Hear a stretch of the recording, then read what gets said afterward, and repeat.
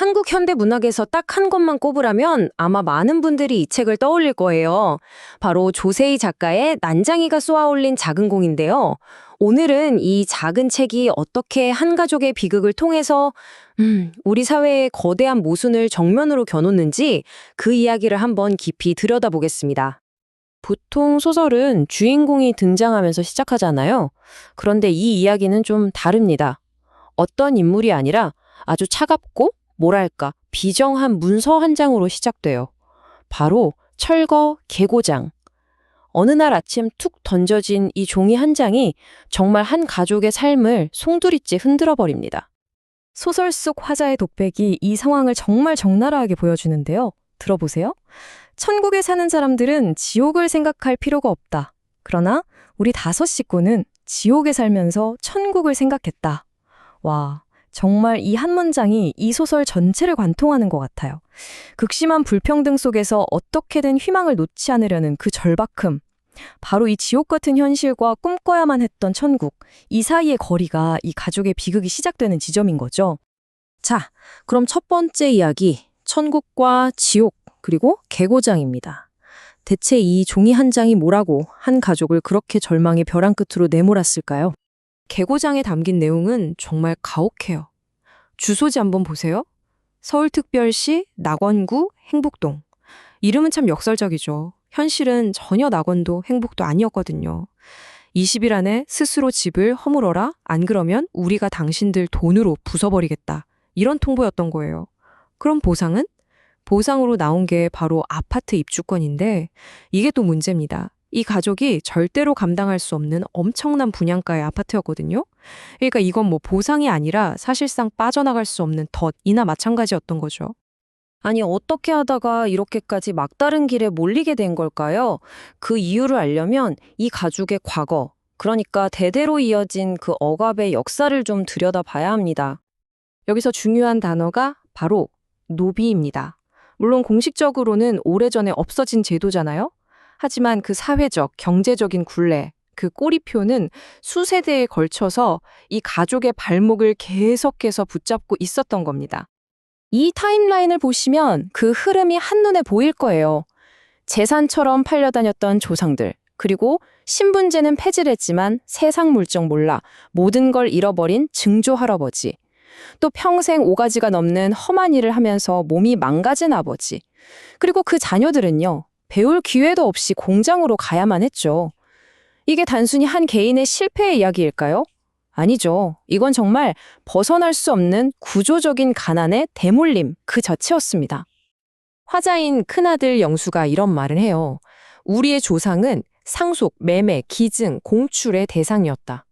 이 한마디가 이 가족이 겪는 고통의 뿌리가 얼마나 깊고 아픈지를 그냥 다 보여주는 거죠. 이들의 가난은 그냥 돈이 없는 게 아니었던 거예요. 대대손손 인간으로서의 존엄성 자체를 빼앗겨온 그런 역사의 결과물이었던 셈입니다. 자, 그래서 이 가족은 정말 가슴 아픈 딜레마에 빠지게 됩니다. 선택지는 2개인데 어느 쪽을 골라도 출구가 없는 상황인 거죠. 이게 바로 그 불가능한 선택지입니다. 왼쪽을 볼까요?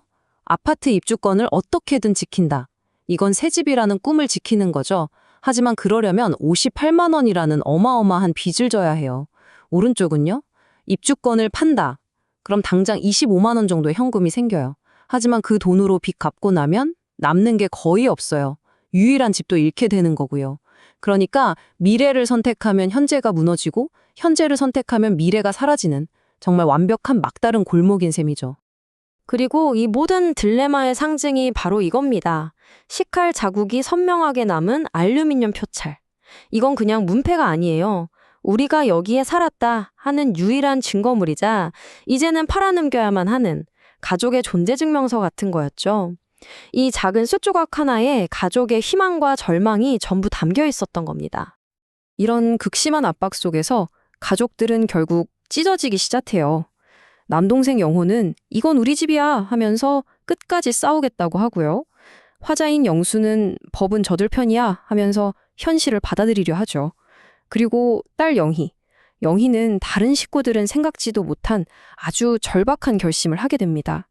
이 서로 다른 선택이 결국 이야기를 클라이맥스로 몰고 가게 되는 거죠. 네 번째, 희망의 대가입니다. 여기서 딸 영희가 정말 아무도 예상 못한 선택을 해요. 가족의 그 빼앗긴 미래를 되찾아오기 위해서 자기 자신을 포함한 모든 걸 겁니다. 영희는요, 그 입주권을 헐값에 사들인 투기업자를 따라서 집을 나가버려요. 가족의 미래가 담긴 그 서류 한 장을 되찾기 위해서 자기 자신을 기꺼이 희생하는 길을 택한 겁니다. 영희는 이렇게 말해요. 해야만 했어요. 우리 아파트 입주권이 그의 금고 속에 있어요.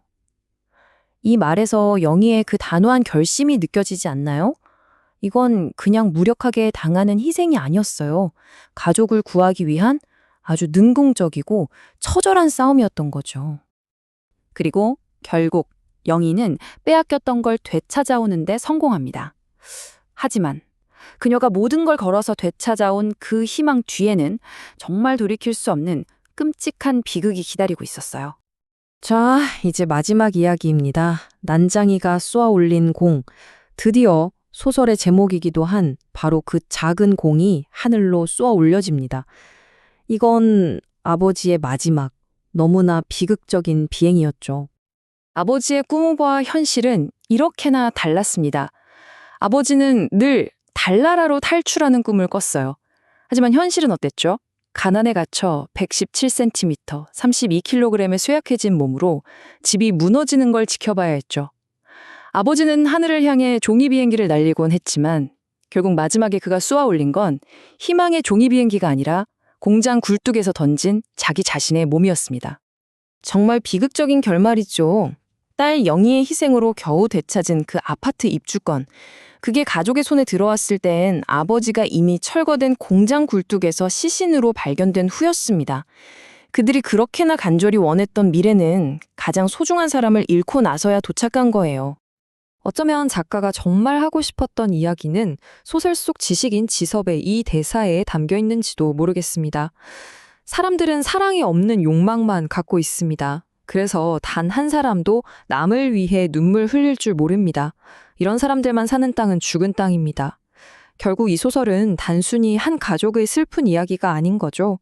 타인에 대한 공감과 연민을 잃어버린 우리 사회 전체를 향한 아주 아픈 질문이자 고발인 셈입니다. 이 죽은 땅 위에서 과연 우리는 무엇을 희망하고 또 무엇을 되찾아야 할까요? 이 질문이 수십 년이 지난 오늘 우리에게도 여전히 무겁게 다가오는 것 같습니다.